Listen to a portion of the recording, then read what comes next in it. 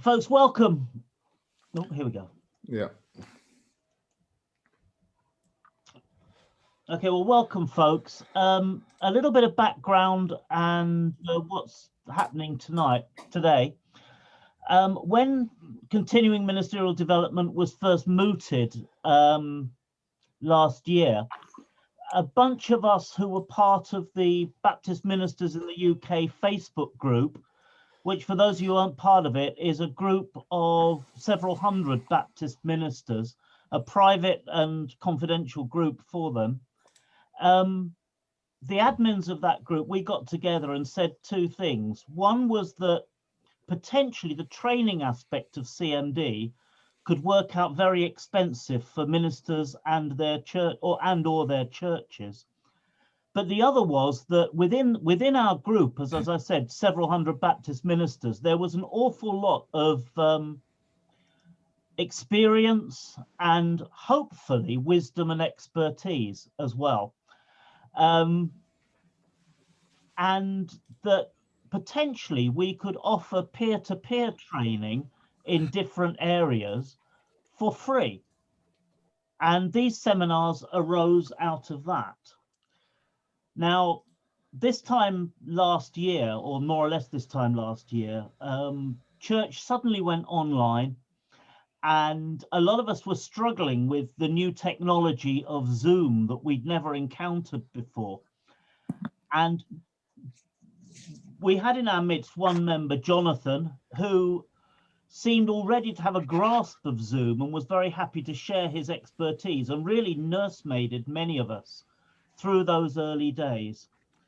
And that we're conscious that even a year on, a lot of us are still not using Zoom to its full potential and have more to learn. Jonathan, at the very least, seems to be one chapter in the handbook ahead of the rest of us. And so we thought it would be great if he took the opportunity to share his expertise. At the end, I'll say a little bit about what others are going to be doing in future months and future seminars. But for now, Jonathan, over to you. Share with us your wisdom, O master of the Zoom. Oh, you're too kind, David. You really are. So friends, the plan today really is, I don't know where you're at in terms of Zoom, whether you are a beginner. I'm just going to mute you. Whether you're a beginner or whether you've been using it for a long time. A number of people had never come across Zoom until last year in the pandemic, and it started to take off. Some of us have been using it for a year or so before that as well, and had that wonderful experience of having spent a year saying to friends, you really should try Zoom. It's better than Skype. Oh, no, nothing's better than Skype. Skype's fantastic. But then in the course of this year, of course, we're all wishing that we bought shares in this amazing software, aren't we? And as David says, I wouldn't consider myself an expert. He teased greatly with this title, a masterclass. Really, I'm going to share what I've been using, and I do try and use Zoom quite a bit. And I because in the early days I knew a bit, people would come to me with issues, and if I didn't know, I'd try and dig it out. So I'm not an expert at all. I have done some webinars with Zoom, not teaching on them, kind of just joining with them to try and figure things out. And I know my way around a bit, but I'm very mindful that we have in this room a whole bunch of practitioners, and you'll have done stuff that I haven't done. So there's going to be a couple of times we're going to go into breakout rooms today. One of those times is going to be a chance for us to have like a clinic amongst a group of peers to share an issue that we might have and see if in that small group we can fix it. And then if there's issues that we can't fix, we'll then bring that back to the bigger meeting, because my guess is that most of us here will have some issues or a particular question, and I couldn't possibly hope to answer them all in 2 hours, as well as just take us through a whistle-stop tour of some of what's going on in Zoom. So we're going to begin with the basics, the very, very basics, and then move through some of the additional things that we might be able to do, and then have some time, plenty of time at the end for questions and answers. That's on purpose. It's not that I ran out of content. It's because, you know, when we registered 60-something people for this call, we thought that's an indicator that there's a lot of issues that folks are facing, and we want to give space for as many of those as we can. If you do have a specific question, then feel free to ask it in the chat, and David will be watching the chat. And if there's some kind of key themes that keep emerging, he'll let me know. I'm not going to be watching the chat, and that's because it'll just be distracting and I don't want to get put off my flow. Just so you know, we're going to be using a couple of things today. One of those, you're going to have to strain your eyes a little bit, and that's because I want to share what's happening on my desktop with you. And I'm going to be using another piece of software called OBS that some of you have been using for other things. And I'm using the virtual camera within OBS to relay what's happening on my desktop. And so that's going to give you a slightly degraded picture. Let me just show you what I mean by that. So if I just share that, oh, that's a nice picture, isn't it? I want you to see what's happening on my desktop. And so you can see that that's a slightly grainy image, and I'm sorry about that. But that's about as good as we can get when we're using the OBS camera that way. And I'll explain what's happening with that thing there. That's quite a groovy graphic though, isn't it? We want to kind of capture that on the video. So when we switch to that, forgive me that it won't be as clear. And I just wanted to say that now, because it isn't that it's your screen that's not clear. It's that what we're using here to do that is another piece of software that's just going to like create a mirror image of my desktop, turn it into a camera, and then send it out. And it just degrades the image a slight bit. So I think it'd be good for us to start from the beginning, which is the assumption I'm making is that you've managed to sign up to a Zoom account because you're here. So well done, you've done that bit. And I want you to share that there's two kind of key things, two ways that we can access Zoom when we're using a desktop. And if you're going to host meetings and host events, I want to encourage you to get used to running this on a desktop. You can host events on your mobile device, but it will not be as rich an experience. And it is something that will really frustrate you, because the functionality within a mobile device is nothing like that on the desktop. And then when you're using a desktop, there's two ways of doing that. There is the desktop client. So when you download Zoom, it drops Zoom as a program onto your PC. And so when you go through your list of programs, you can see at the bottom there under Z for Zoom. Amazing how this works, isn't it? You can click on Zoom and it will open up your desktop client there. And you can access meetings, and any meetings you've scheduled, you can do some of those things there. There is slightly less functionality in the desktop client, which is strange. The online client, which is when you go to zoom.us, log in and go into your account there instead, has got some more options for you. And so when you're setting up meetings especially, you want to be getting used to using the online client, because that's where a lot more of the settings are. Yeah. Kerry, don't worry. I know I'm not. I'm talking about two things that I'm going to share in a moment. So I'm just describing, Kerry, that there are these two ways. There's the desktop way, and then there's the online way. And the online way is going to give you the richer options. So I'm about to show you a screen, which is setting up a meeting screen. And I'm using the web-based client for this rather than my desktop client, just because it gives some more options. So you're going to get that nice trippy thing while I change this camera back to OBS. And then we're going to go here. So I've logged into my online client, as you can see, and I'm not going to give you all of my stuff here, but you can see here's a little bit. And here, the license type, I have a license for up to 100 participants. That's the basic license. If you want more than 100 people inside your meeting, you're going to be spending a bit more money, and you can spend huge amounts of money if you wanted to. So I'm not going to give any advice on the license that you need. You'll fit that for you. But what I want to do is just schedule a meeting, which is this option up here. So if I click on schedule a meeting, I get these options, and we're going to just work our way through them and then see most of these options you can do in the desktop client. So we're going to call this the sample meeting. And obviously you can describe it if you want to. The meeting will be today, and it'll be at 9 p.m. It's going to last an hour. And so you have an option here for how long this meeting is going to be. That's helpful in terms of scheduling, because you can then add this to your calendar once you've set up a meeting, so it knows how much time to block out. It won't automatically turn off at the end of this hour. If you're not using a paid version, then it doesn't matter what you put in here, you're going to get cut off at 40 minutes anyway. This isn't a recurring meeting, but were it to be, I could click on this option for a recurring meeting, and then I have options on how often does it recur. Is it going to recur on one of these patterns? Is it a daily meeting, weekly, monthly, or no fixed time? And the no fixed time means that I'm going to be adding those in onto my calendar separately. But let's say I think it's a weekly meeting. How many weeks? Every week, and it's going to be on every Thursday at this time. Of course, I can change that and decide that it's going to be a fortnightly meeting or whatever frequency I want. And then I'm going to choose, when does it end? Does it end by a date on the calendar? In which case I'm going to choose a calendar date, or after however many occurrences, I'm going to meet 3 weeks on a Thursday, fortnights, that's it there. And then we come down to some other options here. Do I want people to register for this? What will be the benefit? So the benefit of getting people to register is I know how many people are going to be there, and I know who they are. And so I can begin to prepare for that. And I can see if there's people that I don't want to be in that meeting. So if I wanted to do something that was for church members, then I could ask people to register. And if they're not somebody who's a church member, then I can filter out their registration so they can't get in.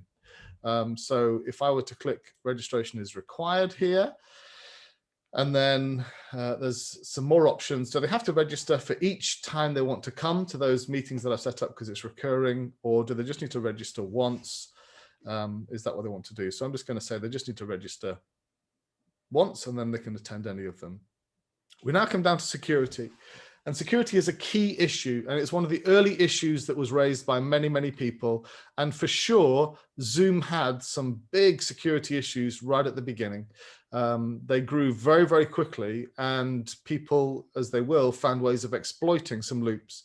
And the most common two things that were happening were people were Zoom bombing, which means coming into a room that they were not particularly invited into, hopping on the camera, showing something obscene or shouting or swearing at people. Or the other thing they were doing was trying to gain access to people's accounts. Now, trying to gain access to people's accounts has been closed, but there still are security issues. And if you're going to be hosting meetings that you're going to make public, then you need to find a way of kind of protecting that. So the first thing is you might want to add a passcode, which means that somebody who could guess a meeting ID, so your meeting is going to have a meeting ID, which will be generated by the, just let me check. Yeah, so the meeting ID is going to be generated by the software for you. But that could be guessed because there's a set number of those, and somebody could just sit at home and they could just keep randomly choosing numbers and hoping to find a live meeting. But if you then had a passcode, they would have to both guess the number of your meeting, which is what was happening, and then guess your passcode to get in, which would be nigh on impossible. However, if you're only sharing this with a few people, it's up to you whether you choose to share that passcode or not, whether you need one. I often don't set a passcode because I use this second thing, which is a waiting room. And your waiting room is your big friend. It's your big filter. When you use the waiting room, that means that you see who it is that's waiting to come in, and you can check whether you recognize that person or not. And if it's somebody who is a bit obscure, you don't know, that maybe they've got Galaxy Tab instead of a name, you know, they're logged on with their device, then when you choose to let that person in, you can watch their camera like a hawk, or have a co-host watch their camera like a hawk. And then, you know, if there's something you don't recognize who it is straight away, then you can isolate that person. And you can do it that way, just filter. So security is a really key issue. The other issues that have been bandied around about somehow people coming in and getting your user ID, those have pretty much been closed off. There haven't been any cases of that for a while. It looks like Zoom have managed to close all of those things. And I know in terms of security, I'll just mention here, some people say, well, you know, you're giving these details, your credit card details, if you're paying for a license, as well as your email and some of those things, you're giving them to this company that might be part owned by the Chinese government. Well, it might be, it might not be. I think if the Chinese government are really that interested in our prayer meeting, I'm touched by that. I'm flattered. They can join us in praying. That's great. I think they've probably got other things to be doing. And I guess the other thing is, you pays your money, you takes your choice. How happy are we when we use Skype or Teams to allow all of that stuff to go to an American industrial military complex as well? I'm not making a military point, only a political point, only that nothing is secure. There's always a company that owns your stuff. And so there isn't anywhere that doesn't do that. And then you can ask people to require authentication to join, which means that they will have to sign into Zoom and they will need to be a logged in person in Zoom. I never do this because people log in to get there. That's how it happens. When they join and when people come in, I ask hosts by default to have their video on, but I tend to ask on most of my public meetings participants to have their video off, and that's just because it kind of slows the entrance a little bit and it gives me a second or two, buys me a second or two time just in case there's somebody I don't know. So they have to come in and then they have to turn their video on rather than just bursting into the room with the video on. If somebody comes in, I don't recognize them, or if they're coming and they're swearing, then I can get them out. And then in terms of audio, how can they join? Can they just use their computer audio, the telephone, or either of those? And I tend to tick either of those. And that's because with a paid program, people can dial in to your meeting as well. And then here in this edit button, it's an important one for you to know which countries can people dial in from. And so we tend to use the United Kingdom and the United States because that's where we sometimes have contacts from. The important thing for this is because then when you come to generating your invitation for your meeting, it's going to give some phone numbers for people who might want to dial in. And I'll show you how that looks later. And then some meeting options. Allow your participants to just join anytime. Do you want them in by a particular moment or not? Just allow them to join anytime. Do you want to mute them when they come in? So they have to unmute so people don't come in with background noises or whatever. If you're pre-registering a meeting, then you can pre-assign a breakout rooms to people. So if you know who's coming a little bit beforehand, you could decide who's going into what rooms. If you're going to record your meeting, then you can set that so that as soon as this meeting starts, it'll start recording straight away. And then your final one in these meeting options is to approve or block entry so that you can say, I don't want anybody coming from, I don't know, maybe you've been plagued by people from Luxembourg trying to sell you, I don't know what they make in Luxembourg, but you just decide, I've had enough of people from Luxembourg trying to sell me their latest thing, so I'm just going to block people from Luxembourg. And then when you've done that, the alternative hosts thing, it's a something and nothing. You can enter somebody else's email address. When they log in, they'll automatically be logged in as a host, and then save. You've got your meeting. There we go. And most of those options you can do, all of those options you can do from the desktop or from the web client. But up here on the left-hand side of your screen, you have some other options. And these are important for you because this is where you're going to do some bits of setting up that are important for the safety of everybody and a bit more deeper level setting up going on inside your meetings. I'm going to pause here and then come back. We're going to come back to these settings in just a moment, which are going to cover a bit more security stuff, how to use the waiting room and some of those kind of options. Okay, so I've realized I've been talking and I've thrown a lot at you, so I'm just going to come back and pause for a second. Go back to this camera and do with a trippy image. We just did a very whistle-stop tour of beginning a meeting there. David, was there anything in the chat especially that I needed to deal with there? Poor Luxembourg, there we go. Is the last option racist? Yeah, okay. Alice asked something about icing and Zoom, using icing worship and Zoom. It's on my list for today. Covering that or whether that should be in a breakout room or nothing. Yeah. Yeah, questions about security. Yeah. Sarah's got a fairly specific one about the iPod and iPad logo disappearing from her share screen. Yeah. I don't know. And Brian, I don't know, he wants something about OBS, another seminar about OBS. But I think another association has recorded something about using OBS. So yeah, there is. We can do an OBS seminar some other time. It won't be in this year, I don't think, unless we're going to do. We might offer one separately.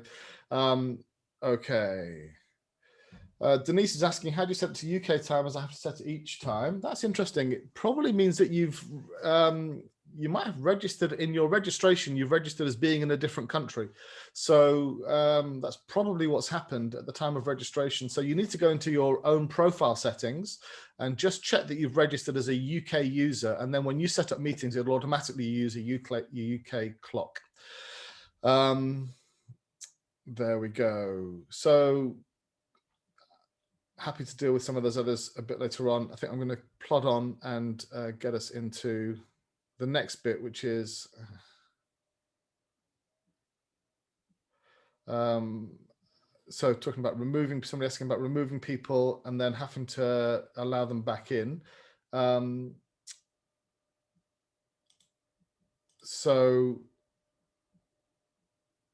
Okay, we're going to deal with that in the meeting settings, and I'm going to do that for you just now. So let's going to go through some more of these meetings and meeting settings, and you'll see. Okay, so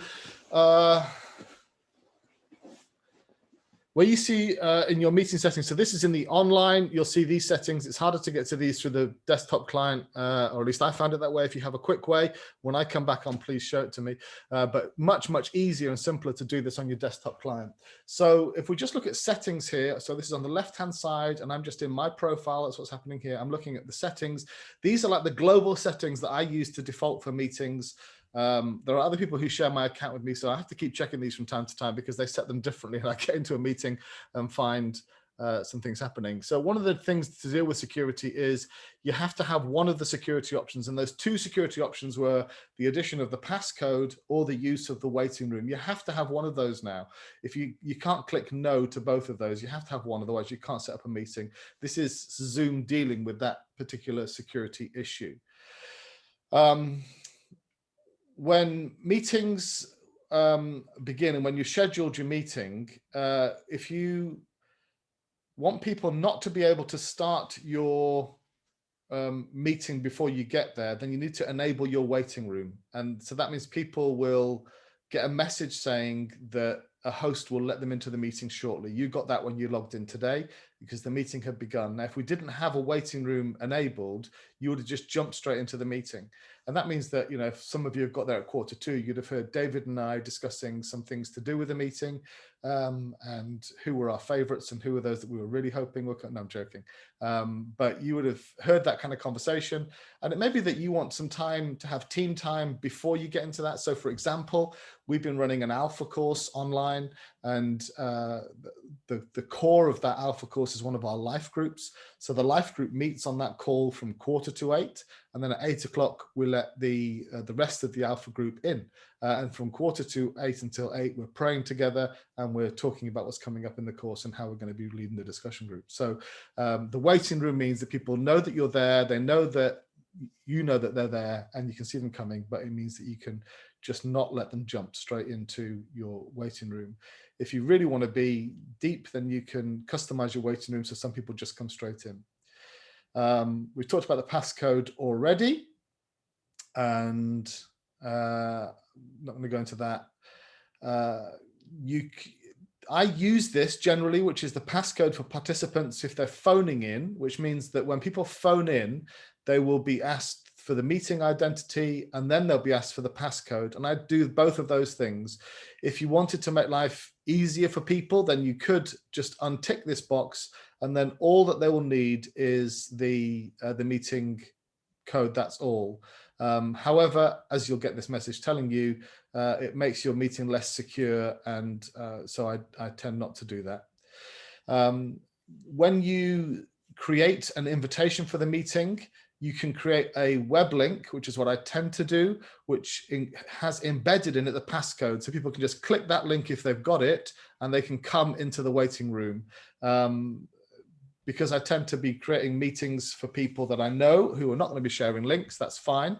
If it's something you're putting onto your website, or you want to just add an extra level of security in, then one of the things that you can do is remove this link, and there you go, your settings have been updated. And then what will happen is when you create an invitation, it will just create a web link to the meeting with the meeting code, but not with the passcode.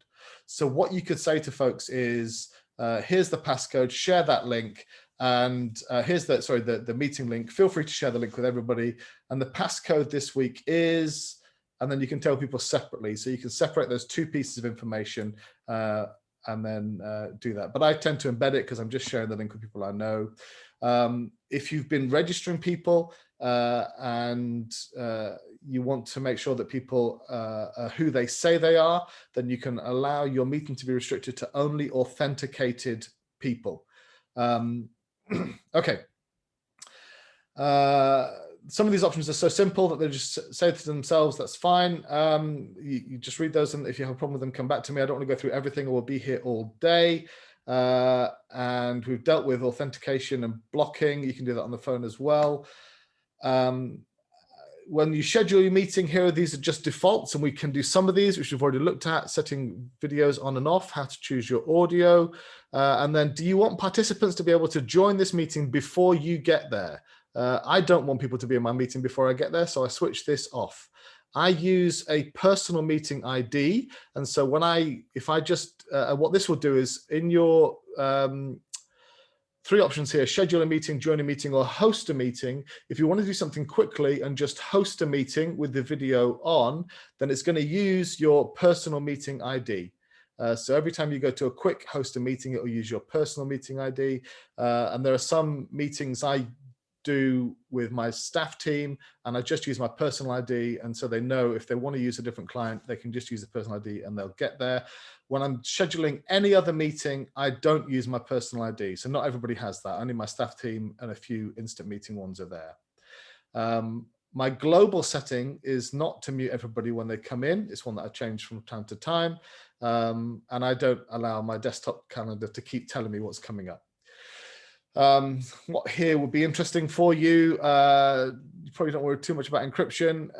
Here's an important one, and it's about chat. In the meeting, you'll see there's a chat. We're encouraging you to use chat today to send messages to us. However, if there were minors in this meeting, then I would turn the chat off. And that would mean that I can send messages to everybody, but there can't be chat going on in the group at all. If there were people that I wanted to be able to send messages to everyone else in the group, but not to send a one-to-one to somebody else, then I would turn off private chatting, which means that you can still talk to everybody in the group, but you couldn't just send a one-to-one to somebody. And I, as a rule, automatically save chats. And so I just have a log, and that's because I can then go back and say, what did we talk about in that meeting? What was the chat? So last night, for example, we held a brief emergency prayer meeting for somebody, and a number of people shared scriptures. Because I automatically save the chat, I could then go back, copy and paste all of the scriptures and email them to somebody and say, here are the things that people were saying and praying about during that chat. What you're not hearing is when somebody comes to the meeting, David and I are getting a doorbell in our headphones or on our speakers, which tells us that somebody's waiting to come in. But you could let everybody do that. I've been caught out about that before, where the whole meeting's hearing the doorbell sound and wondering what's going on. I can hear a doorbell. You can allow people to share files. So you can see at the bottom of the chat, one of your options is to share a file. You could do that, or you can turn that off. And then you can specify what kinds of files, and then so you only want people to be able to share a PDF, then you could just write in here a .pdf, and that's all that people will be able to share. There you go. I'm going to keep scrolling down to the important ones for you. Co-hosting, really important to have a co-host. And that's because if you're going to be sharing and you're going to be leading something, you don't want to be running the meeting, letting people in and out, watching the chat all the time. It's helpful to have somebody who is doing that for you so that you can focus on the meeting. We tend to, in the meetings that we host as Baptist ministers in the UK, any of the admins that are on will automatically be hosts. And if there's not an admin around, we'll make somebody else a host, just so we're not all having to do everything and people can pick up on things. Zoom lets you host polls, and so we'll talk about that a little bit later because that's really important. So you want to have that on. Your meeting control bar, which just lets people kind of navigate themselves during the time, the chat and all those kind of things, those functions, keep that on. And then screen sharing is really important. Who can screen share? At this meeting, and my default setting is that only the host can share. You can change that during a meeting, so that's fine. And then if I did have all participants sharing, who could override that? Can a host override that and begin sharing, or could everybody? Well, I mean, we only have host sharing, so it doesn't matter anyway. I'm gonna just scoot through some of these things. The whiteboard feature we'll talk about in a moment. So have it on, which is a good thing. The non-verbal feedback is the icons and the reactions. So it's worth having those on. as well as other kind of meeting reactions, the emojis and that kind of stuff that are all in there. And then somebody asked the question about if you have to ask somebody to leave a group, can they come back? And here's your toggle button here. If that is switched off, if you ask somebody to leave the meeting or you kick somebody out of the meeting, they won't be able to get back in. And so if you have somebody who's persistently being a pain, then you boot them from the meeting. If you've set your meeting up this way, and this is your default setting, then that's fine. You can't change this default setting during a meeting. So if you've got this as your default setting and you've accidentally kicked somebody out of your meeting, they won't be able to get back in. They just won't. You can't do anything about it during the meeting. So I tend to leave this as this, because I use a waiting room and I can just see if somebody's back in the waiting room, or they can sit there in the waiting room until I let them back in. We allow participants to rename themselves, and that's often important because sometimes people, we all do this, I guess, as ministers. There are times when we put our own name on and there are times when we put our church name on. And so I want people to be able to do that. Here is one of those that's one of the options. And then if you have a profile picture, when your camera goes off, do I want people to see that profile picture? Yes, I do. If I didn't, then I would hide those images, so all the people get is a black screen with your name on it. Okay, I'm just going to scoot through here. Important things: breakout rooms. If you're paying for your account, you have breakout rooms, but you need to be able to, you have to turn them on here inside meetings. If you don't do that, you won't be able to get to your breakout rooms. I'm too deep to go into the things about support and captioning, so we're not going to do that. Do I want people to be able to use a virtual background? This is going to be helpful then, yes. And then people can add their own virtual backgrounds. Recently, video filters the last few months have been added in so people can make themselves look funny and pretty. Then yes, they can do that. If you're going to be hosting webinars, then these are important things for you to do, which enables you to identify who's asking questions and who answers them. We're not going to be dealing with that today. All of these options that I'm going through here, I'm scooting through because they're a bit deeper than what we need. When you do your link, can people just click on your link and go straight into Zoom? Yes, you want that to happen probably. And then importantly, live streaming. If you're going to be using Zoom and you want to go to the next level, then click on yes, and we'll talk about live streaming a bit later on. Do people have to ask to unmute? Sorry, I'll come back to that in just a second, because I think that button's no longer applicable. Those are probably the main issues that you're going to have, and just knowing that they're there, and that's why you deal with these things, and realizing that this is like the deep stuff. You can't change these during a meeting, and so it's worthwhile every so often just checking that you've got these settings the way that you want them, because some of the problems that people experience in meetings are down to the fact that in this bit of the setup they haven't changed their settings properly. I'm going to pause there and go back to my other camera. I'm aware that we are really whistling through this stuff quite quickly and there's a lot there. I'm just going to pause, catch breath. David, is there anything on the chat especially that, go on? A few things have come up. There's been a couple of questions about authentication, what it means, what is it, and how it happens. About saved chat, does that also save private chat, or is it only comment to everyone? And is there a way that co-hosts can receive chat? And finally, a question: some people in some meetings seem to have a raised hand feature when they want to talk. How do you get that? Because they doesn't seem to appear on everybody's Zoom or stuff like that. Okay. So that's in those webinar settings that I scooted over, that bit about the raised hand. In terms of the chat, we have this at the moment set up so that everybody can save the chat. You can set it up so that only the host can save the chat. And the chats that will be saved are the public chats and your private chats. So you won't see everybody else's private chats, and I don't see everybody else's private chats. The host doesn't see other people's private chats. All that's saved there is your own chat and the public chats. There we go. And how do you save a chat? Oh, sorry. So at the bottom, if you go to chat, feel free to do this now. You will see there is 3 dots so you've got the person's name to, and normally that would be everyone to everyone. And then you have the word file. That would be where you would share a file if you're going to share a file. Then 3 dots next to that. Click on those 3 dots, and at the very top of that dialog box is Save Chat. And if you save that, it will save a text file into your files, and it'll be inside the Zoom folder. So where your Zoom is, there's a folder there, and inside that will be a text file that will just be the chat from that's happened so far. Feel free to do that now, and you'll then see where that folder goes to, and then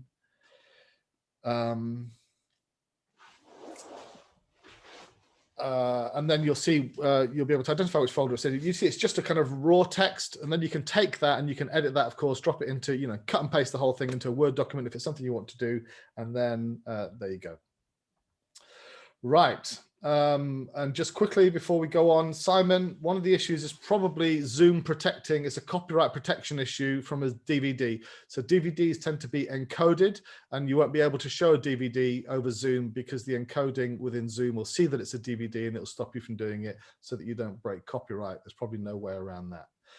If it's an online thing, or if you can download it in a different way, then that's a different thing. We'll talk about that when we talk about alpha in a little while. That is setting up meetings, and that's the kind of basic stuff. So you set that meetings up, your meeting set up, that first bit you can do from the web client or your desktop client. Those background meetings, the more meeting settings, the more global ones that can't be changed during a meeting, do that online. And then, okay. Oh, okay, I see. Yeah. Okay. So you can do that, which is great. There we are.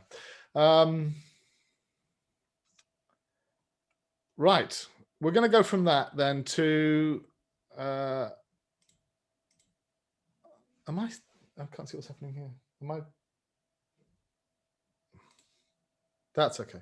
So I'm running several screens and I can't quite see what I'm sharing all the time. So there we go, which is a deaf thing, isn't it? We've talked a bit about security. When we've set up our meeting, we then get to generate an invitation to that meeting. And so I just want to show you that, generating the invitation, and then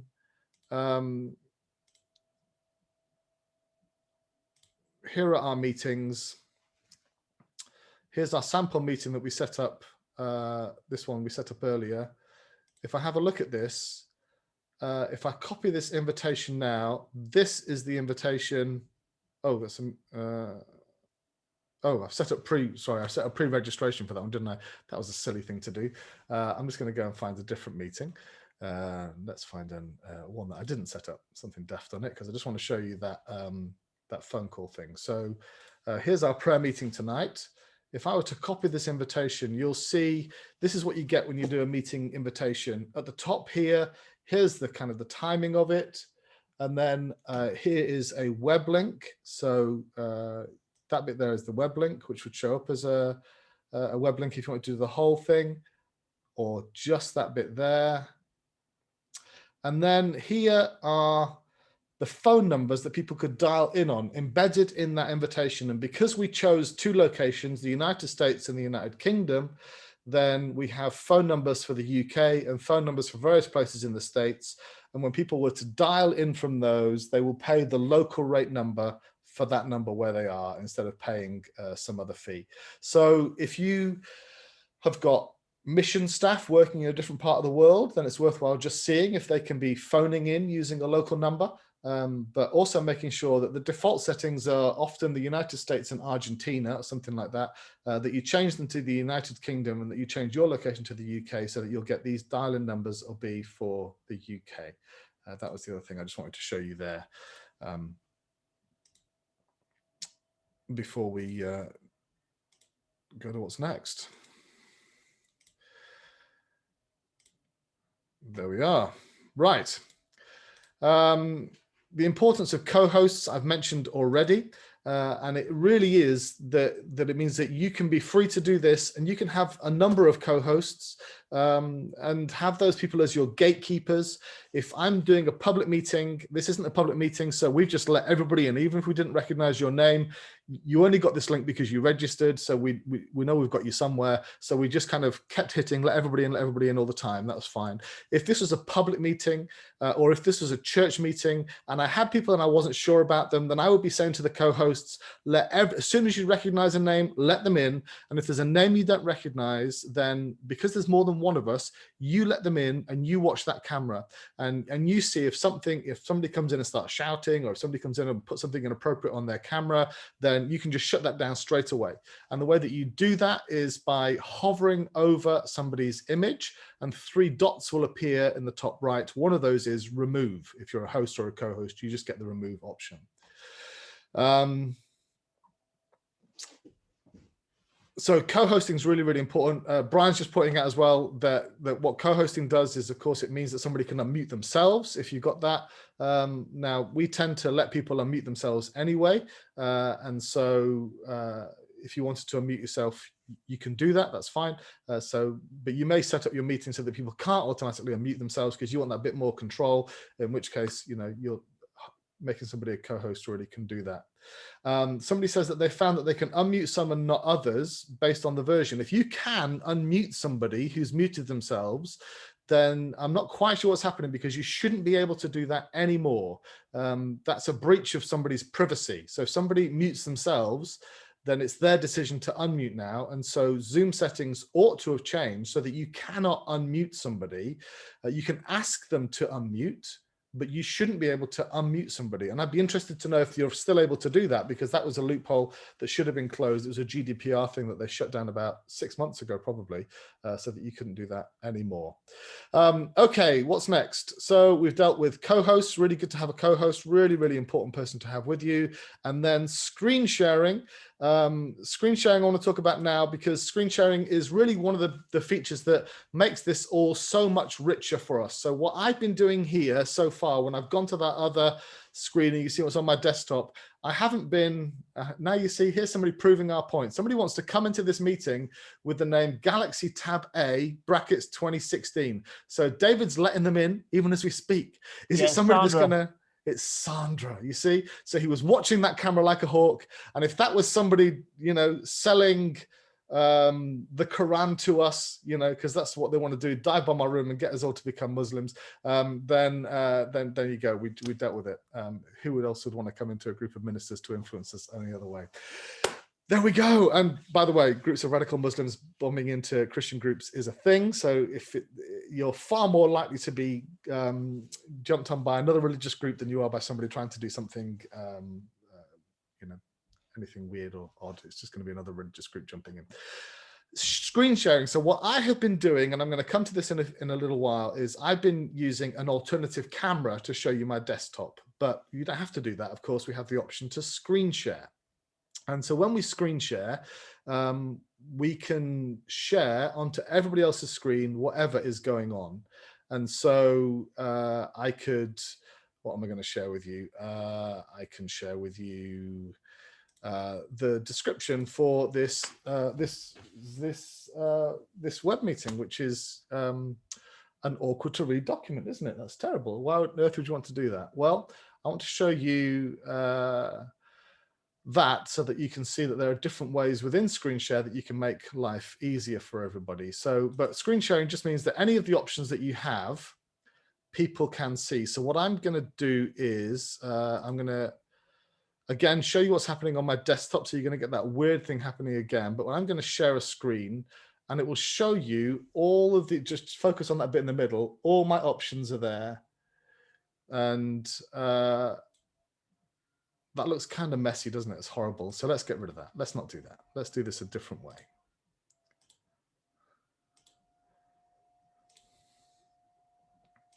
So instead of that, I want to show you a PowerPoint presentation instead.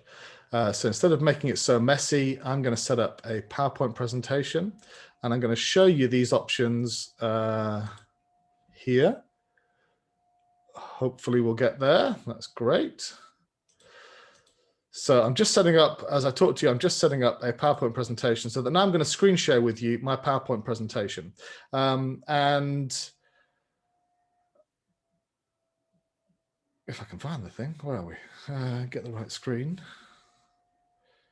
There we are. So hopefully now you're seeing a nice pretty picture. Now here are the options within Zoom for screen sharing. So instead of just sharing a desktop picture this time, I'm sharing with you a PowerPoint presentation, one that I've already set up. So what you're looking at is actually my PowerPoint presentation, but this is the picture of your first set of options when you screen share. And so you'll see some of my options. Screen 1 and screen 2, that's because I'm using a 2-screen setup. I've got my desktop computer, but I've also added another screen. And I can just show you everything that's on that screen, or I can show you an element of it. So as we then go on, you can see underneath that Films TV. So if I've got a movie queued up, like I'm doing the Alpha course, then I've got a window rather than just the screen. There's a window and I can pick up just that window. I'm running OBS. There's my files there from my Alpha course. There's a PowerPoint presentation I'm working on. There's my emails, and there's that Zoom webinar description that I showed you just a few moments ago, which looked kind of ugly. There's also on here are 2 other options. One is the whiteboard, and the whiteboard, when you choose that, does just what it says. It's a whiteboard, and then you can pick up a pen and you can draw and you can write on the whiteboard, and everybody can see that. So you've got the option to add a whiteboard in. And then you should have an option here for your iPhone or your iPad so that you can cable in your iPhone or your iPad, enable mirroring on your iPad or your iPhone, and then that will then be a source so that you can, for example, share something off your iPhone. You can share Icing Worship or some other videos, whatever it is, off your iPhone, and people can see that on their screens. Now, here's just a thing that we've been trying to work out the last little while. Sarah somehow managed to lose this icon. If you know how you can bring that icon back, then that would be helpful. Sarah would love to know that. Don't spam the chat now, but send private messages to Sarah Philpott about how she can get the icon back, because somehow she's managed to lose it. So that's your first set of options, and they're really important. Most of us use those, and just using those options will then mean that when you click on that, it will share that with everybody else. And what I want you to see here is the difference between sharing a screen, which is everything on that screen, or just one window on that screen. And so especially if you're doing movies and things, then it's worthwhile picking up the window rather than the whole screen. So you don't have to fill up the whole screen. You can everything on the screen. You can just pick up the window, which means you can use the screen for more than one thing at a time. There's a second page though of options, and the second page looks like this.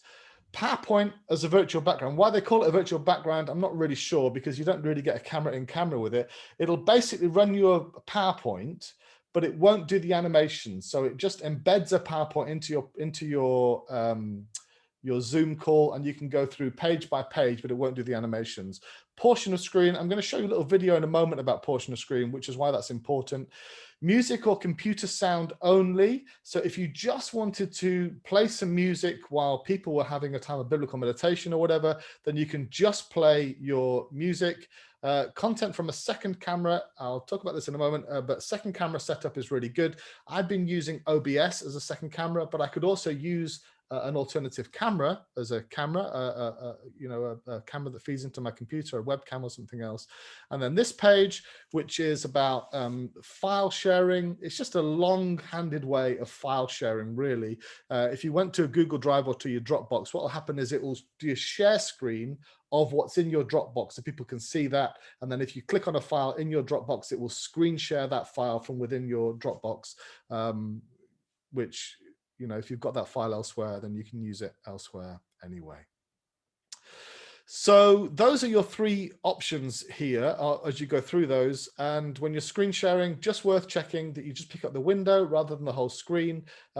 When you're showing movies, especially, the thing I mentioned, I forgot to mention about movies, is if you went for a screen share and you're showing a movie, if anything pops up on that screen at the same time, it will gray out that portion of the screen when people are watching, because you've chosen the whole screen. So instead of doing that, just choose the window, and it won't gray out the portions of the window should something pop up on top. Okay. I'm going to stop sharing. Any questions just on screen sharing before I show you a little video about that window thing that I wanted to share with you?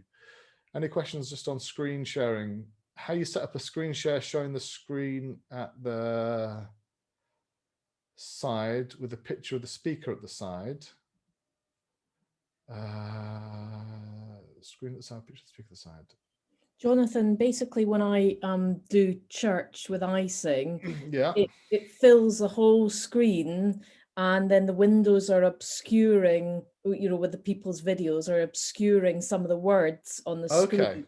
Whereas when you did it there, I had your screen as sort of 2/3 and then your little picture not obscuring what you were showing me. Okay, so I'm spotlighted, which means that I'm filling the screen, so that when I do something else, I fill screens. The other alternative might be that when I screen share, yeah, I'm not sure. Let's have a think about that. I'm not quite sure what's happened there, really. Yeah, I'm not sure why. Yeah, I'm sharing, when I share the PowerPoint. So what you're saying is that fills the screen and there's no image of anybody else. That's what you're saying. As opposed to when you're doing it, people's videos are on the screen and that's getting in the way. Is that what you're saying? Yeah. I can always do it offline later and show you if it's a particular issue or if it's because I'm on a Mac or don't know. It might be. Let me just, I just want to try and get a sense of what it is you're seeing. I think it is because you're spotlighted, so we only see one picture rather than. Yeah, I think it's probably the fact that I'm spotlighted myself. So that's whatever I'm sharing is filling a screen. That's what's happening. Yeah, I think that's probably it. I think sometimes if you have selected the option for high definition or something, it takes out all the little. It will do when you, yeah. So one of the options, let me just find that. Yeah, so one of those options, I'll find that. What I've done is I've managed to lose the a window that I need, which is really important. That one there. So, okay. So can you see here at the bottom left of this image that I'm showing you? It's got two images: share sound and optimize for video clip. When you share, clicking this optimize for a video clip, that will then also fill up a screen. And so I've used that for video clips. I wasn't sure, and I tend to use it when I use everything because I want the share sound so that if I'm using icing worship or a video, then the sound from that video or the sound from icing worship is what's going to play on your viewer's screen and through their speakers. And optimizing means that it fills their screen as opposed to having the images on the side. So the reason that you're seeing me right now on that screen, just me, is because I'm spotlighted. That's what's happening there. So the reason it's just me and my shared screen is that I'm spotlighted. If I was showing a video, then it would fill the whole screen. And then when I use icing, and when you saw me use icing that time, it filled the whole screen as opposed to anything else. So I'm going to pause there. Sorry, go on. I was going to say, I can change whether or not I have the strip of people obscuring the full screen. When you just shared your screen just now, I had a little play. Yeah. I can either have you on the side or I can have the strip of people down obscuring bit of the screen by going to the little view box at the top. At the top, if I choose standard when you're sharing a screen, then that strip obscures a bit of the screen. If I choose side by side, then I get you on the side and the screen. Okay, great. Thank you for that. That helps. Thank you. Appreciate that. No, we're a learning community and it's good to learn together. Okay, before we take a little break for coffee, and I think it's important that we've been sitting down for an hour now, that we pause, break our posture, and then come back for quickly into some groups to do a bit of issue sharing, and then we'll share some other stuff. I'm looking at some great questions here. We're going to be here all day. What I want to do is just do a very, very quick thing on tech and just setting yourself up. And that is, if you're going to be using Zoom an awful lot, there's a couple of things that will be helpful for you to get a hold of. One of those is, especially if you're using a laptop, the microphones in a lot of the kit that we use, if you're using a phone and you're phoning in, not so good for running a meeting, but the sound quality is going to be pretty good. As you can imagine, microphones in phones are pretty neat. Most of the microphones inside of our laptops and our desktops are not going to be great. So buying a really good external microphone is going to help the people who are listening to your voice. I did an interview recently with another minister, and then I recorded those things and played them back to our church. And as Susanna and I listened, we just heard the difference again between the rich sound you get from an external microphone and the kind of thinner sound that you get from an internal one. So think about investing in that. And if you're going to be showing movies, and if you're going to be showing icing worship and doing some of those things, here's my mega tip that's going to make life so much easier for you, and that is set up a second screen. It's the easiest thing in the world to do. If you have trouble doing that, you don't know how to do it, then at the end I'll do a little time. Once you get past the 12, if there's something really pressing for you that we haven't got to, we're going to stop the recording, but we'll carry on. So I'm going to give a bit more time then. And if setting up a second screen is something you don't know how to do, I want to encourage you. It's going to make life so much easier for you if you can set up a second screen and then do that. Somebody asked, what do I suggest for an external mic? I'm using this thing, which is a Trust emitter GXT 252. About £100 from Curry's, but you pays your money, you takes your choice. I would use an external USB microphone as opposed to the little plug-in jack. I think the quality on external USBs is better. Yeah, an external USB and a second screen is going to pay you huge dividends. Right, friends, I'm going to suggest we pause here and take a little break, change our posture, grab a drink, come back at 10 past, if that's okay. Is that enough time to grab a coffee and come back? Yep. In which case, we're going to pause the recording and we'll see you in 10 minutes. Okay. Well, welcome back, friends. In just a moment, I'm going to send us into some breakout rooms. And in those breakout rooms, it'll be 10 minutes. That's kind of clinic, sharing with one another, peer-to-peer. But just before then, I wanted just to share with you two things. So at the moment, we know Ruth's having a problem with the camera on her desktop. What do you do when that happens? And you have a smartphone. I want to encourage you to take a look at a piece of software called IV Cam. And what IV Cam will let you do is hook up your smartphone to your Zoom desktop. To your desktop, sorry, first, and then you can run it where you've got in the bottom left of your screen, your mute button and your stop video. That up button on your stop video, if you just click it now, will show you whatever cameras you have. And I have three options here. I've got my integrated webcam, the Obs Virtual Camera, which is how I've been showing you my desktop. But I also have this one, which is IV Cam. Let's see if I can wake this up.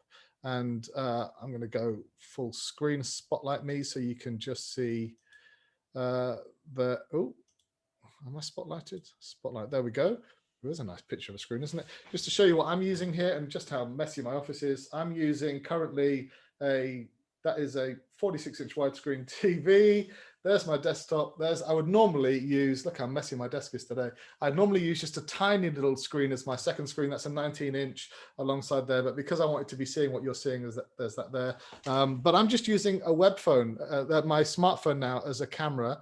If you do this, look at yourselves. Isn't that just so trippy? If you do this, then of course you can put the camera on yourself so that it becomes your web camera too. And so if you're having problems, you can use your smartphone. You just need to make sure that you don't enable the microphone on this as well. Otherwise, you will give yourself a massive headache. So a solution, if you find yourself as Ruth does without a webcam, is to switch to something else. And EasySoft's IV Cam is definitely one that's worth watching. So the next thing we want to do is 10 minutes in breakout rooms. It's IV Cam. So that's, just Google that phrase and you'll find EasySoft's IV Cam. In these breakout rooms for 10 minutes, if you have an issue or a problem, then I want to encourage you to share that in that group.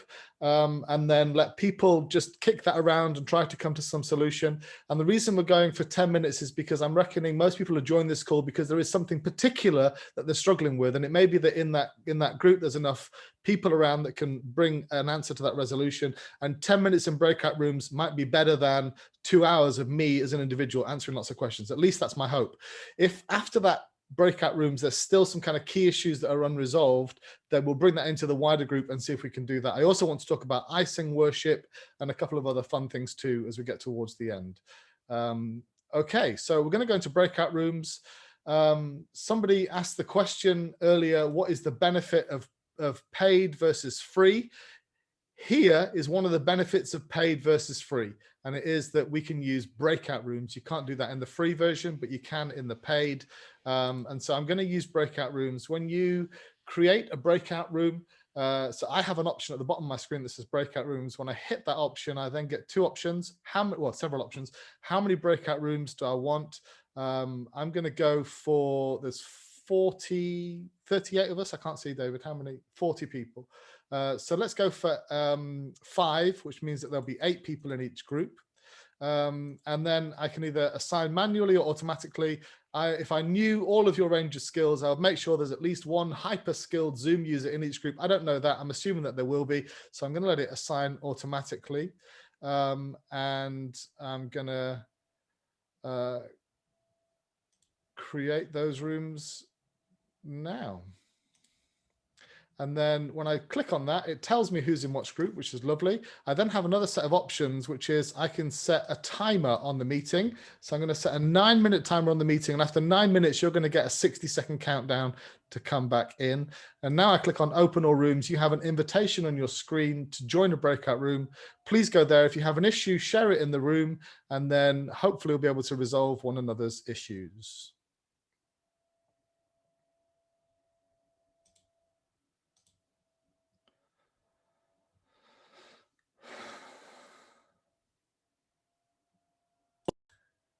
Zoom just kicks me out and back in again. So there we go. Whoa, not quite sure what's happening there. Can you guys all hear me okay? Okay, wow, I'm having a little Zoom moment here. Let me just check and see what's happening with, just somebody say something. Somebody unmute themselves and say hello. Hello, hello. The secret's being shared. Well, somebody speak now for me. Hello there. Yeah, that was interesting. Spacebar would not mute me. Isn't that really interesting? So we sometimes the software, yeah, look, we'll loads of us, hands up if you just lost sound. Oh, wow, there we go. Isn't that weird? That's just Zoom for you. Okay, I want to talk about spotlighting, and spotlighting is if you're not on gallery view and if you're on speaker view, would you do me a favor, click on your view and then just go to gallery view so you can see everybody. That would be good. And this is what spotlighting does. So in the midst of all of that, as the host of the meeting, I might think to myself, well, actually, I really want everybody to hear what David has to say. And so as the host of the meeting, when I hover over his screen, I get 3 dots at the top right. I click on that, and one of those options is spotlight for everyone. And immediately he goes onto all of your screens, and then you will either see beside or above, depending on how you got your screen set up, all the other pictures.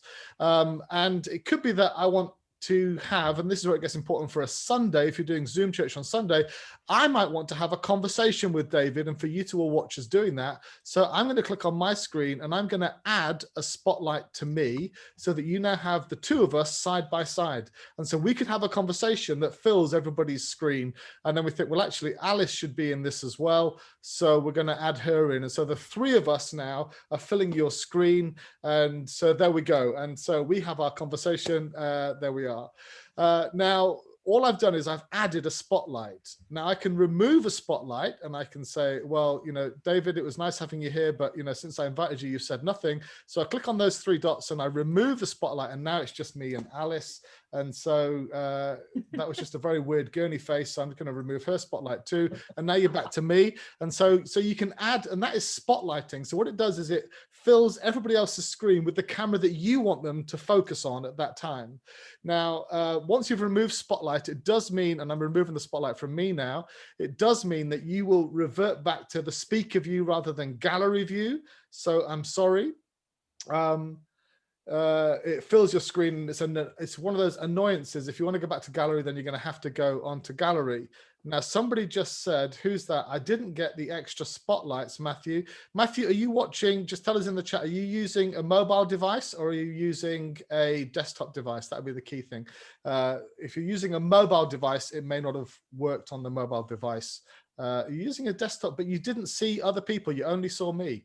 That's interesting. Okay. Did anybody else have that problem where they only saw one, or did everybody else see 3? Okay, so Matthew, we're going to come back to you on that. I'm going to press on and we'll deal with that at the end. Is that okay? So there we are. A few other things I want to just talk about. Spotlighting is one, which is going to be helpful if you're doing church meetings. So when we think about doing church meetings on Zoom, how are we going to do it? Well, one of the ways that we're going to help people to see is in the midst of all of this, the host or the co-host are going to be watching out for who's talking, and they're going to spotlight them. And so they're going to make sure that everybody sees their screen at the time that they're talking. So Zoom, can we use Zoom for a church meeting? Yes, we can. And using the spotlight is one of the ways that we can focus the conversation each time. The other helpful thing with church meetings is that there is a polling option within Zoom, which is a positive. It's a real big plus. If you have things that you need to vote on, then you can vote, and it is an anonymous vote. You just get the results of it. The thing about polling is you need to set it up at the time you're setting up the meeting. So at the time you're setting up the meeting, you need to say that you want to add a poll. So add a poll at the time you're setting it up. It's in the options at the bottom. And then when you've done that, you can add the poll during the meeting. So here's the poll I set up earlier. And so we'll launch the poll now. And so once everybody's voted, I invite you to vote, then it's a one or another. Is it anonymous? Well, you'll find out in a minute. Wow. I can see the votes coming in, and 26, 27 of the 37. I can see how many people have voted, 32, 33, 34. Some of you are undecided. Somebody hasn't decided. 37 people have voted. Now everybody's voted. I'm going to end the poll, and I get a chance of either sharing the results, or if I don't like that poll, I could just ask you the same question again and see if it'd be the same again. So now what I'm going to do is I'm going to share the results. And so hopefully you can all see that the general consensus is I shouldn't lose the beard, 70%. Can you all see the result of that on your screen? So really, look how clever that is. Really, now I saw the result before you did. So if there was a result there that scared me, like if you all thought it should, I might have said that this is a private poll just for me. But you know, if it's a difficult decision that you're making, but it's an anonymous decision. So this is private polling built into Zoom, which is brilliant for you. There is a downside though, isn't there? And the downside is this. So we have got, let's see, I've just lost them. Who have we got here? We've got with us today, Carolyn and Robin, and they only got to vote once, even though there's two people. So in your church meeting, this is great if you're kind of like everybody's unanimous and it's all one vote. You've got to find your workaround if there is going to be more than one. And what you could do is you could launch that poll again and ask any second persons to vote in it and then amalgamate those two scores. Or you could do something else. And here's what I've done in the church meetings I've been in recently. We have agreed a teller for the church meeting, somebody who's trusted by everybody.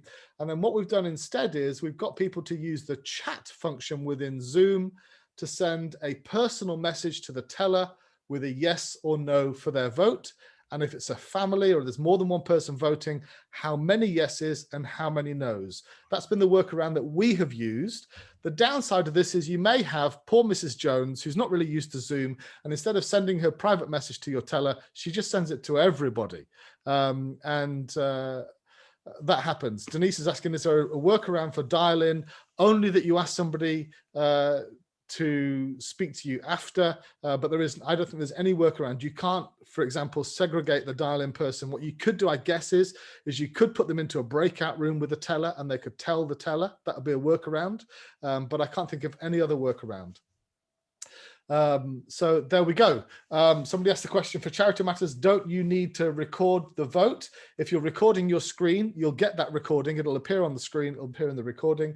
For now, the Charity Commissioners are giving us leeway that as long as we've tried our best, then that's fine. And somebody's mentioned, and I've seen this mentioned elsewhere, you just repeat that series of questions in your poll. You ask this question 3 or 4 times, the same question, so a number of people can vote, but you can do that if you wanted to. So there's your workaround, but polling is there, which leads me to another question somebody asked earlier, which is what are the benefits of the paid version over the free version? And so the first one is polling. Polling is in the paid version, not in the free version. Breakout rooms in the paid version, not in the free version. We've been on this call for, well, we started this 2 hours ago so that David and I could get here early and get set up. With the paid version, you get 24 hours for a meeting, whereas the free version, you get 40 minutes for a meeting. Somebody remind me, because it's been such a long time since I've done it, can you have co-hosts in the free version as well? Somebody wave at me if you can have co-hosts in a free version. No, you see, I don't think you can have co-hosts in the free version either. So free versus paid, those are the kind of key things that make a big difference. Before we get on to icing worship, which is what a number of people asked us to talk about, I want just to encourage you to have a look at something else, and that is these two buttons in the bottom left, helpful for you to know, but also for your folks to know. So where you've got the mute button, just click on the up arrow next to it, and you should have select a microphone. So all the microphones that are available to you, select a speaker, all the speakers that are available to you. You've got the test speaker settings, which you should be familiar with. If you're having struggles, use those. But you also have audio settings, and just click on your audio setting with me, which pulls up a different menu. If you've never seen this menu, just take time to look at it for a second. This is built into Zoom, so if you're using the web client or the desktop, it'll be there. And in that, I know occasionally people have got like a hiss happening around their microphone, or their microphone setting might be so that you miss the first couple of words they say, and then their microphone kicks in. And it's going to be because they've got some noise suppression on or not on. Mine is set to auto, and that's the easiest setting for everybody to be auto. But if even on auto, somebody has got a bit of a hiss going on, then you might want to change the setting on suppress background noise. They need to do this for themselves, but you need to guide them through it. Low will deal with that kind of gentle hissing sound that often happens. If somebody's got using a laptop and it's picking up the fan from the laptop, then medium will do that.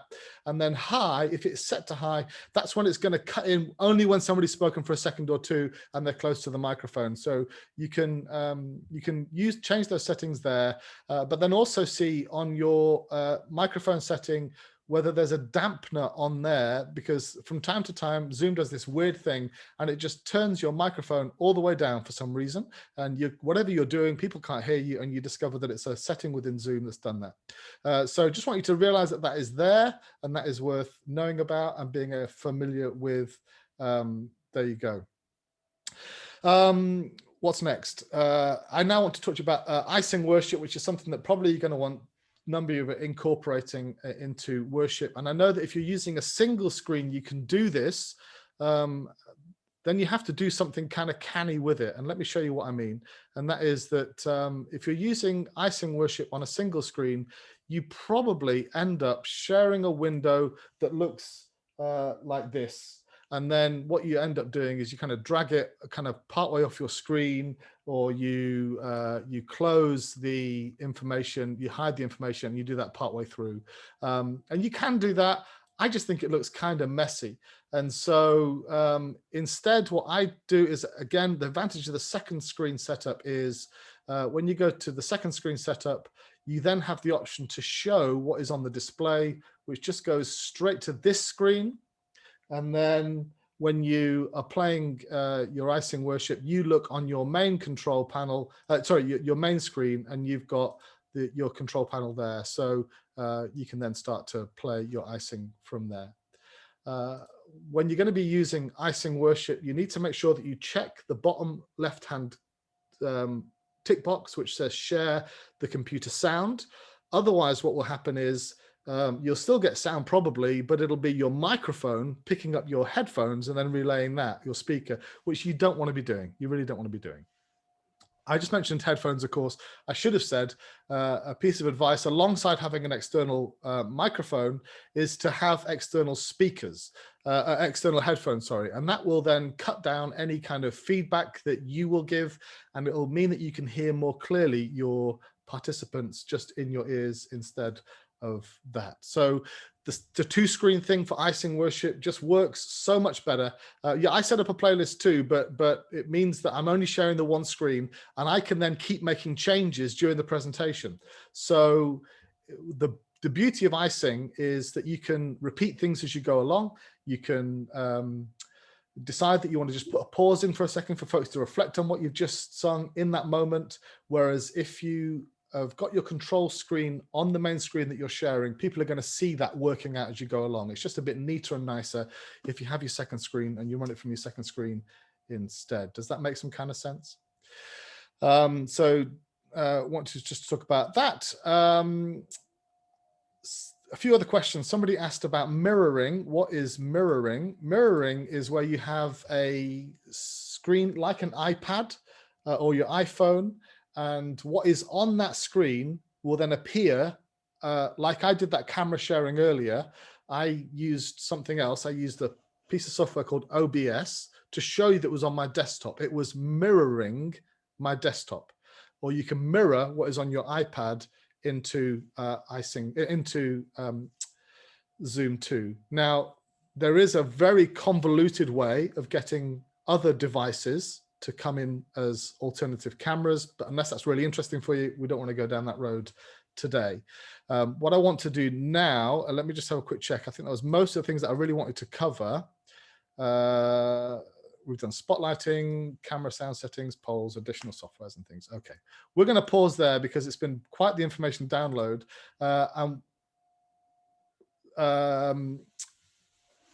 And so somebody wants to know more about icing. I promise that I'll talk more about icing if we get to the end, because I can talk about this for a long time. Kerry asks, we don't have a budget for all these screens and add-ons. It needs to be a single screen. Here's the thing. You've got a television. Perhaps you have a television. If you have a TV, it's highly likely that your TV has got a port at the back that will either take a cable, an ordinary kind of VGA cable, or it will take an HDMI cable out of your laptop and it will become your second screen. So you don't have to have a second monitor. You don't have to have something expensive. It's highly likely that this different room. Kerry, you're just making life hard for me. You can lift up your laptop or movie TV. If you want a second screen experience, then you don't have to go and spend money on more kit. You might have to spend money on a £5 cable. So there we go. I want to pause because I'm mindful that you may well have come in with a burning issue that didn't get fixed in those 10-minute breakouts, and it's still there for you. And I did promise that there'd be time to bring that back into the main room, and we'll see if it's something that we can deal with. So I'm going to pause. I'm going to grab a Coke actually as well, but I'm still listening. If you have an issue that we haven't dealt with that is somebody's just getting confused with the difference between mirroring a camera, which is flipping a camera, and then mirroring within Zoom, which is taking a device and showing what is on a device, and then showing you that device on this screen as too. That's what it means by mirroring your screen with a device, as opposed to mirroring an image, which is a whole other thing, of course. So if you have an issue that we haven't resolved, or if there's something you thought Jonathan's surely going to be talking about that and I haven't yet, please unmute yourself and just talk to me. We're not going to do the hands up thing, but just unmute. Is it possible to do a playlist of videos that you want to use, as well as a playlist within icing? Yeah, you'll need to use some video editing software of some kind to string them together. Right. Alternatively, if you're using a two-screen setup, then when you open up your you can drop all those videos into a folder. Let's see if I'm just gonna, sorry, I've got too many screens running now, so I'm just going to shut down my icing for a second and then get OBS back up and running. What I want is they vanish by the time I want them. I'll leave the windows open all along the top and try and and then so it goes after a certain amount of time.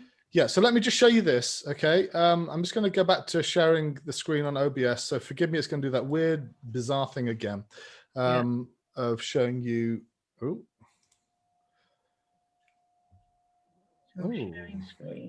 Is it? It's not, is it? Okay, well, let's just pause that. That's not going to work. I don't know why that's not working, but there we go. Doesn't like you. It doesn't like me right now for some reason. Something weird's gone on there. Never mind. What's happening there? Let me just try that again.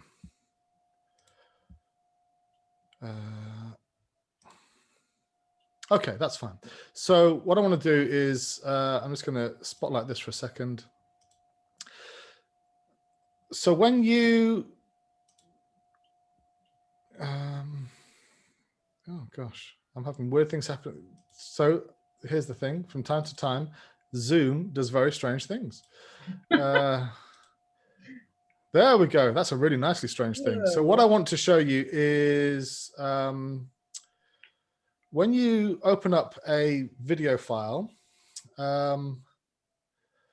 so what am I going to show you? I'm going to show you, let's pick up something from Alpha, the Alpha film series.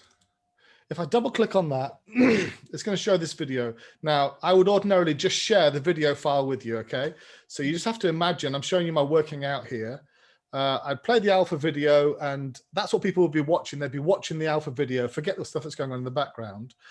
If I wanted to then show another video, as I'm sharing this window, I can pull up this again. If I was just sharing the screen, of course, then that gray screen wouldn't appear. But anyway, you're seeing it. If you do just double click on another video, it will replace that window and it will keep showing in Zoom. Wow. So as long as you can get to this menu where your folder where your videos are, you can just keep clicking from one to another and they will keep on playing. So you don't have to keep selecting them and opening up a dozen video windows. You only have to choose one video window, share that video window, and then when you get to the end of one video, as you double click on the next one will queue up. Does that make sense? So you can actually store your YouTube videos in a list like that? You can create a folder for whatever videos you've downloaded. Anything you've downloaded, you just put into a folder. And so long as you've got all the videos you want to use in one folder, then when you start playing one, if you double click, that window will be the same window that you're sharing in Zoom. So you can go from one to another. So instead of having to create a playlist, whatever videos you've got, if it's YouTube, then you just set up a, you can do a playlist. Set up a playlist in YouTube and just share the YouTube, and that'll just do it itself. But if it's videos that you're sharing from your desktop, which is the better way of sharing video, then you can just keep clicking in that folder and it'll just go from one video to the next. Is that okay? Thank you, yeah. Okay, thank you for that. Jonathan? Yes. Can you just say again about the dampener issue? And I've got one person in our morning prayers who's forever disappearing, mic going up and down.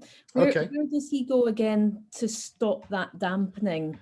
Okay, so I'm going to show you this on my screen, but again, just because of the nature of this, it's going to do that weird thing with the camera again. I'm sorry. Okay, so I'm going to share my desktop so you can just see what's happening on my desktop. Okay. So hopefully you're now looking at all of you, I think. We are. Good. So here, on this setting here in audio settings, okay? So that's using the up arrow next to mute, and there you've got audio settings. And when you click on that, you pull up this dialog box. I'm sorry, this degraded the image just because of the nature of what's happening with the OBS camera. But you can see a couple of things here in the middle. You can see my microphone jumping up and down there. And there's a slider underneath it. Sometimes that slider resets itself. It's on auto at the moment. I'm just going to switch it to low. Oh, there we go. It's not doing it. Sometimes this will reset itself. And you'll need to then go into your sound settings within Windows, which I'll show you in just a second how to do that, to alter that. So at the moment, mine isn't all the way up. It's reset itself and it's gone down a little bit. But here, these options, the suppression, auto is just, I'm going to leave it to Zoom to figure out if there's some noise. If there was a little bit of static, a tiny bit of static, then I might use this low or invite somebody to use this low setting, and it will deal with anybody who's got a hiss on theirs. If somebody's got the computer fan whirring away, that'll get rid of it. Or if there's a lot of noise in the background, then we'll go to this one. And for that one, you need to have a download. It'll download it for you. The first time you use it, it'll stay there and it'll use more of your power. But tend to use autos fine. So that's the first thing to check. What's their noise suppression? And then if somebody does need to check what's happening with their sound control, then from here, this is on a Windows device, here at the bottom where you've got the little picture of your speaker, if you right click on that and go to open sound settings, it pulls up this menu that you can see. And underneath your inputs, where your microphone is, you manage sound settings underneath that. You don't have to use the troubleshoot, just manage the sound settings here, which will then pull up on my input devices, my microphone, the Trust USB microphone. That's the one I want to work with. And, oh, hang on, have I done that wrong? I've done that wrong. What have I done there? Ooh, under this option, I should have a slider, which has disappeared, which is just, this is, there we go, I'm having a day. Clearly I'm having a day. Normally under that one, there should be a slider, which has disappeared. Where on earth has it gone to? Oh, sorry, I'm clicking on the wrong box. Not manage sound devices, device properties. There you go. And it's under this slider here that it's been reduced to 92 instead of all the way up to 100. Okay. And sometimes Microsoft resets itself. So the microphone drops all the way down here, down here, and down here. And you're messing around in some other piece of software wondering what on earth is going on. And somehow it's on this end in your settings that it's reset itself. So that one is under those sound settings, and it's device properties underneath the microphone that you want somebody to change. So it's buried away, but there it is. And if somebody's got that one set all the way down, doesn't matter what you do in Zoom, you won't be able to fix it. That's really helpful. Thanks to talk through with another person. That's okay. 10.2. Then if I remove, I can't see that. 2 laptops next to each other, says Mark. You could log into Zoom twice. If you really wanted to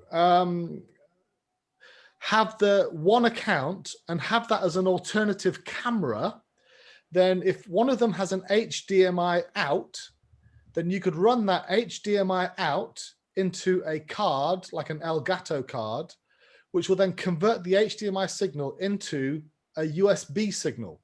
And that USB signal can then be an in. It's unlikely that your laptop, unless you bought a really high-end laptop, has got both an HDMI out and an HDMI in. If you have one HDMI port, it's only going to be an HDMI out.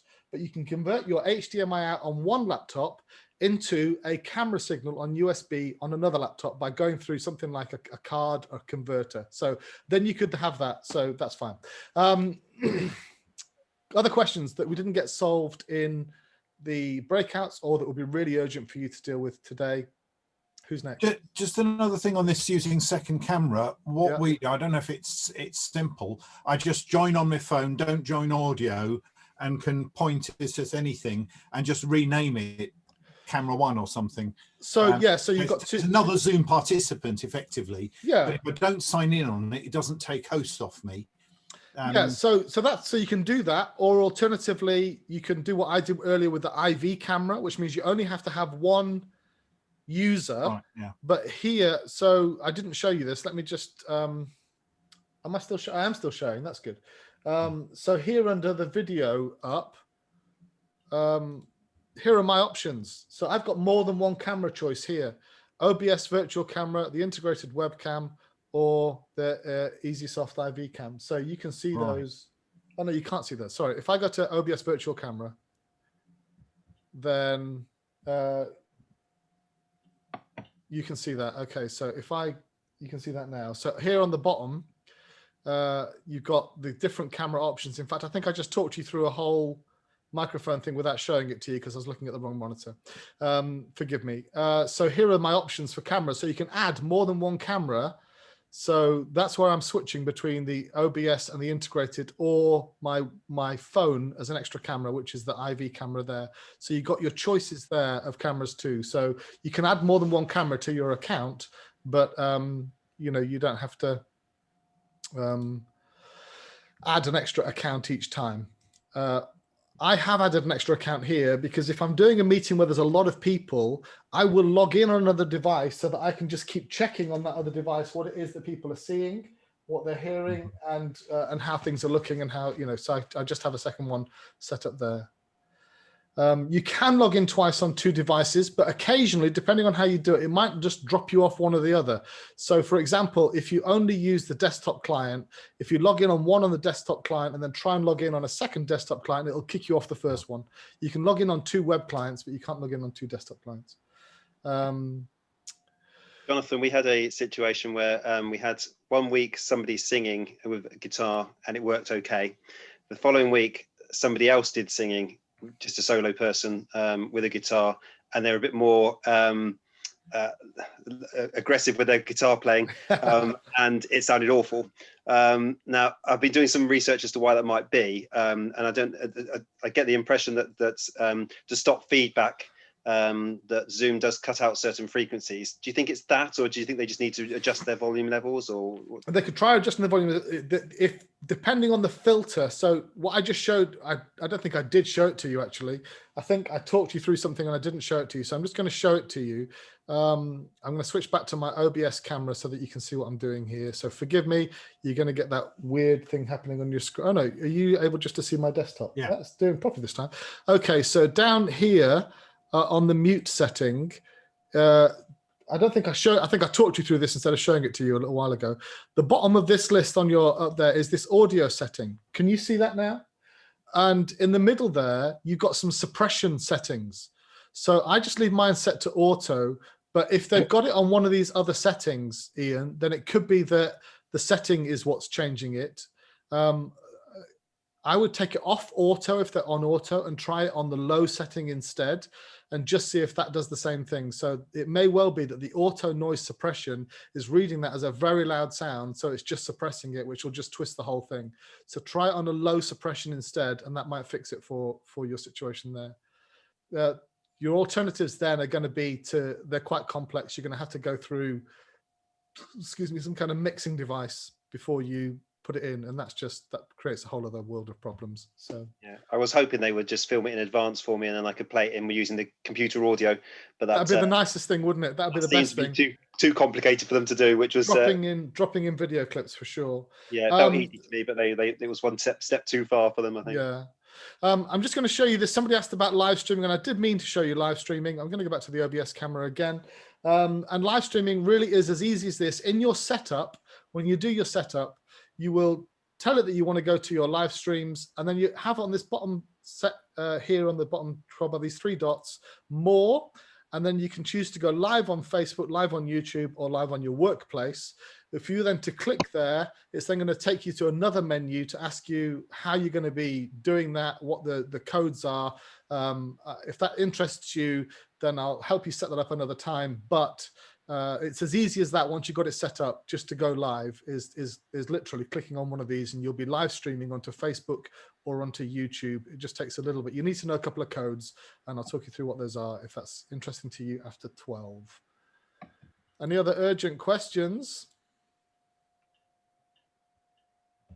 Quick question, Jonathan, about we do dial a sermon in our church so that those who don't manage to connect with Zoom or whatever can dial a landline later and just hear the sermon. Yeah. I've done it in lots of different ways over the lockdown periods and the pandemic, but one of the things to try and sort of mean that I'm not preaching and recording 3 or 4 different things, I wanted to use the audio of the sermon I preach on Zoom. Yeah. So if I just hit record just before the sermon part, yeah, then it saves it where? You'll have a folder in your Zoom. So you need to find programs in Zoom. Inside there is a folder, and it'll save it as both a video file and an audio file. It actually saves it as a separate audio file for you as well. Cool. So yeah, and Zoom is super MP3? Handy. MP3 and an MP4. You need to convert them first. So you'll get an option when you click on it, it'll say, please convert this to an audio file, or please convert this to a video file, but then it'll convert it for you. So it does that for you and it saves it as either audio or video. Brill, that's perfect. And then I can upload the MP3 to the Twilio. Cool. Yeah, that's it. Thanks for that. Yeah, Brian's telling you, if you do recording, once you finished it, the folder just pops up on your screen. You just get a pop-up saying, here's your folder, and it'll just be there. So it does that nice and easy for you. Right. That's okay. Any other urgent questions, folks? Wow, you've been so patient, and thank you for sticking with it. It's 12 o'clock. We said we'd finished. David, I wonder if you just want to wrap up, and then I will stay on and deal with any of those other questions that we didn't get to that were not going to be in the recording, but there we go. David. Mute. You're muted, mate. Of course, the first lesson with Zoom is to unmute yourself. I was really clever and did the spotlight thing, and then was really dumb and didn't unmute. First of all, thanks, Jonathan. If nothing else, you've encouraged us to play around with some of the sub-menus and settings and explore some of the bits of Zoom that we've not maybe ventured into. It's been really good. I've learned a huge amount, so thank you. And I'm going to spend 10 minutes at the end of this integrating I Sing Worship and Zoom, because that's going to do great stuff. Just a reminder, particularly for those of you who aren't part of Baptist Ministers in the UK, that this is part of a series of seminars, some of which are designed to help us in our ministry. So coming up, we've got things on ministering to the childless, including those with special needs in the life of the church and things like that, building teams. Some of them are designed to help our own spiritual lives. So we've got things on journaling, we've got things on moving our quiet time beyond the quiet time and things like that. So keep your eyes open. They're all free to join, so watch out. And next month, on the 4th of March, Kerry is going to be leading us. Every minister is always asked, how is your church doing? And it's a really tough question to answer sometimes. How's your church? So he's going to be doing a seminar on how do I know if my church is healthy, which should be really interesting and really good. So I look forward to seeing you at future seminars. Thank you for giving up 2 hours of your busy day and busy week to come along. Can I just pray for you as we go? Father, thank you that compared to previous crises and pandemics and things, we have technology this time to help us and to enable us to continue parts of ministry that would have ground to a halt if we didn't have them. And thank you for people like Jonathan this time and others in different seminars who are willing to share their time, their wisdom and their expertise with us. Bless us as we go now and play with Zoom until we really understand it. Amen.